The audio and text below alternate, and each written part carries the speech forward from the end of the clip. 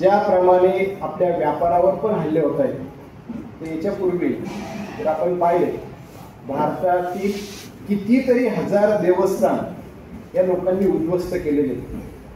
जे भाईचाराच्या गोष्टी करतात त्यांना एकदा कान पकडून ते सगळे मंदिरं दाखवले पाहिजे आणि होणारं आक्रमण जे काय झाले ते आता आपण काही करू शकत नाही. जे कोर्टात केसेस चालू आहेत याच्यानंतर कोणत्याही मंदिरावर वाकड्या नजरेने यांनी पाहू नये यासाठी ही समिती आपण स्थापन केली. 36 जिल्ह्यात काम चालू आहे. 3 मुद्दे फक्त, त्याच्यात काही फारसं वेगळं काम नाही. संध्याकाळी 7 वाजेला सर्व मंदिरात आरती. 80% 1000 नाशिक जिल्ह्यातले देवस्थान आहे त्यातल्या 80% मंदिरांमध्ये संध्याकाळची 7 वाजेची आरती सुरू झालेली. आपण कोणत्याही जवळच्या मंदिराचा, खास करून एखाद्या मंदिरात जे तुमच्या जवळ असेल त्या ठिकाणी. दुसरा मुद्दा आहे, आपल्या घरात त्याच वेळेला 7 वाजेला दिवाबत्ती करा.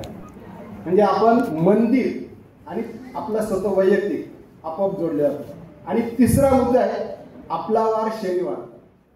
5 जगामध्ये जेवढे पण आंदोलनं झाले मुस्लिम समाजाचे शुक्रवारच्या नमाजच्या 1 वाजेनंतर होतात. जे काय करायचं असेल त्यांचा ठरलेला वार आहे, वेळ ठरलेली आहे, ठिकाण ठरलेले आहे आणि त्याचा फायदा त्यांना 56 देश करण्यासाठी गेलेला आहे.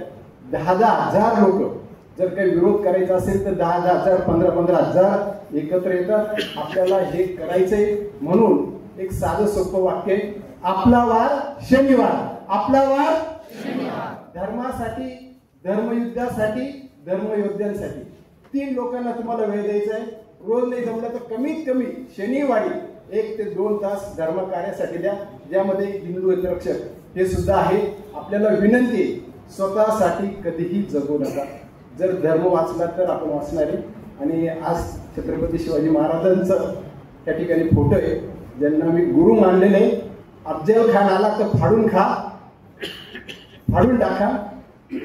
आणि जर मिर्झा राजा जयसिंग सारखा आला तर त्याच्याकडे मुलगा पण, म्हणजे तुम्हाला दुश्मन ओळखता आला पाहिजे. अन्यथा तुम्हाला जसं शेवटचा देश आपला की तिथून त्याच्यानंतर कुठेही पळायला जागा नाही. त्यामुळे धर्मासाठी वेळ आहे. जय श्रीराम.